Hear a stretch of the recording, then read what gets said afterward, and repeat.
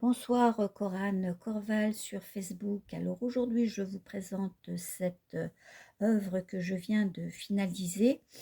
Ce calepin a été conçu, comme vous le voyez, sur une couverture de roman déjà existant. Et j'ai cartonné cette peinture de Sphinx, donc une créature mythologique, qui représente par son corps en forme de lion la force et la férocité, par ses ailes l'oiseau de proie et par son visage l'intelligence au niveau de la symbolique. Et donc ce calepin m'a été commandé par une personne qui travaille en psychogénéalogie et donc j'ai brodé autour de l'arbre généalogique. Et là justement, je l'ai dessinée, avec, un cheval parce qu'elle est dans le milieu des chevaux aussi et avec des racines, au niveau de ses cheveux parce que les Indiens disent toujours que les cheveux sont nos racines et que quand on travaille en psychogénéalogie, évidemment, on va voir nos ancêtres, donc nos racines.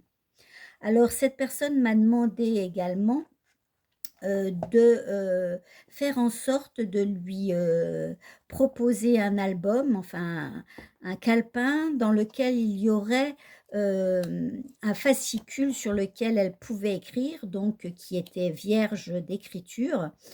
Et donc là, il y a plusieurs sortes de papiers différents, diverses textures et diverses couleurs. Donc il y a 2 petits, calepins qui sont rattachés à des élastiques façon, Midori. Alors comme je vous le disais, j'ai brodé autour, de l'arbre généalogique et donc des ancêtres, donc des anciennes photos de personnes qu'on a connues ou ceux qui ont disparu ou qu'on n'a pas de traces. Alors les calepins sont recouverts de rhodoïdes pour la protection parce qu'elle voulait un peu les amener partout où elle allait. Et au milieu, nous avons plutôt de la technique scrapbook avec des systèmes d'étiquettes sur laquelle elle peut écrire finalement un concentré de ce qu'elle a écrit sur ses autres calepins.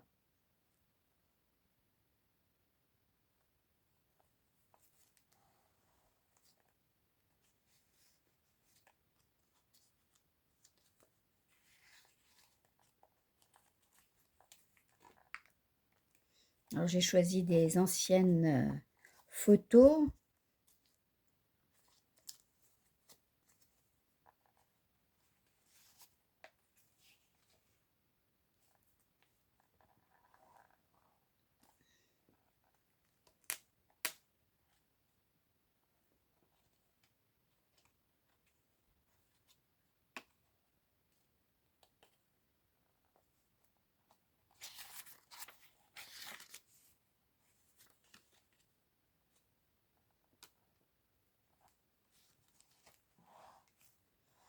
Alors toujours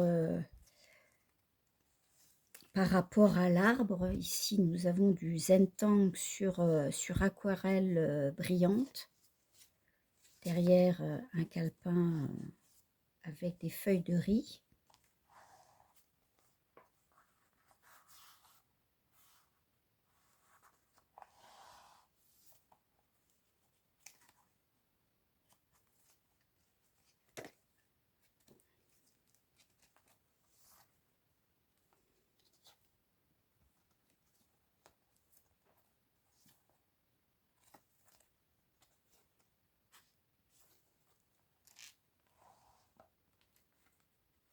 Alors évidemment, le temps passe, les années passent. Ici, nous avons un tag avec un personnage en métal, une tête en métal dans un arbre. Et ici, nous avons un autre petit calepin.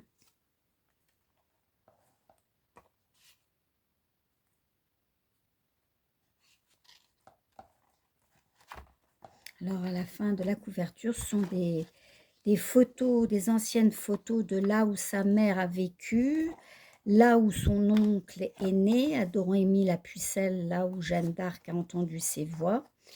Et ici, nous voyons donc cette personne qui m'a commandé cet album. J'ai repris sa mèche de cheveux. Et ici, je l'ai dessiné en train de regarder son arbre généalogique, et c'est de l'aquarelle. Alors, le derrière, on voit donc mon seau à la cire, qui est en relief également. Donc, c'est cousu, et là, on voit les élastiques.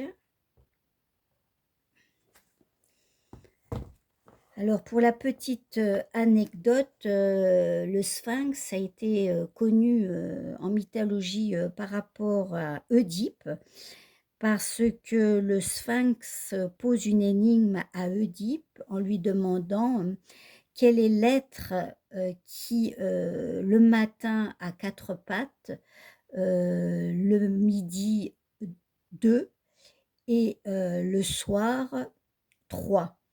Et comme Oedipe répond correctement à l'énigme, le sphinx est obligé de se jeter de la falaise et mourir, et Oedipe se marie avec la reine Jocaste, qui après donc sera, on se rendra compte que c'est sa mère, et d'où le complexe d'Oedipe.